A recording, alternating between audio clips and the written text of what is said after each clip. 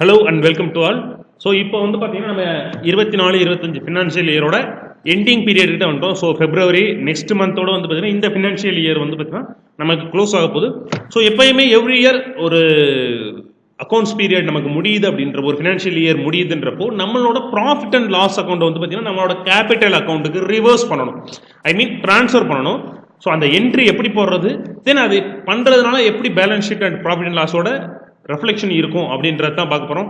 So time waste பண்ண வேணாம், வாங்க வீடியோக்குள்ளே போகலாம். ஸோ ஃபர்ஸ்ட் திங் என்ட்ரியை கன்வெர்ட் பண்ணுறதுக்கு முன்னாடி வந்து பார்த்தீங்கன்னா first thing profit and loss பார்த்துக்குங்க. இது நல்லா ஞாபகம் வச்சுக்கோங்க.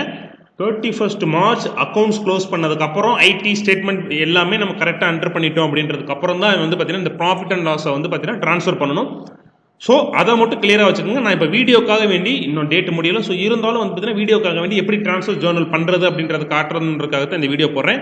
ஸோ பட் என்னோட பிஎன்எல்ல வந்து பார்த்தீங்கன்னா 71,13,683 ரூபா என்னோட ப்ராஃபிட்டாக இருக்குது, நெட் ப்ராஃபிட்டாக இருக்குது.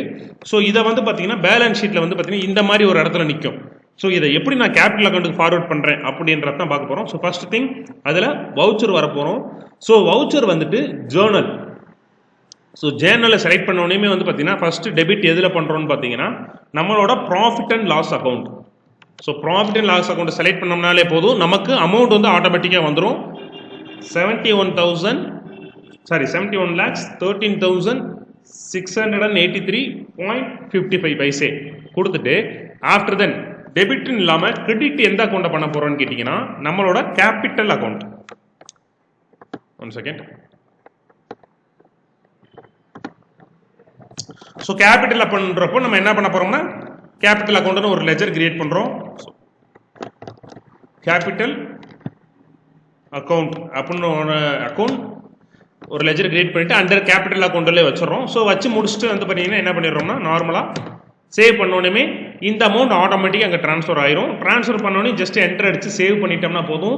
கம்பல்சரி இந்த ட்ரான்ஸ்ஃபர் என்ட்ரி 31st March தான் இருக்கணும். ஸோ என்ட்ரி பண்ணி முடிச்சோடனே இப்போ நம்மளோட balance sheet and profit and loss balance sheet போய் பார்த்தோம் அப்படின்ற பட்சத்தில் ஸோ இதில் வந்து பார்த்தீங்கன்னாலே உங்களுக்கு ஒரு லெஜர் காட்டும். அதாவது என்னென்னா ப்ராஃபிட் அண்ட் லாஸில் எம்டியாக இருக்கும்.